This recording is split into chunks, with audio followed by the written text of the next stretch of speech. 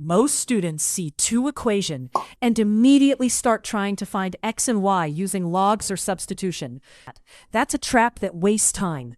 We want x plus y, right? So think about exponents and apply here. So just multiply these two equations. Now we will rearrange the equation to solve it further. So if group 2's together, you get 2 raised to the power of x plus y. Group 5's, and you get 5 raised to the power of x plus y, which is equals to 100.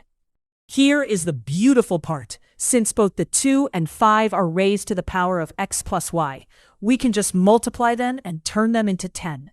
So we have 10 raised to the power of x plus y on the left-hand side, and 10 raised to the power of 2 on the right side.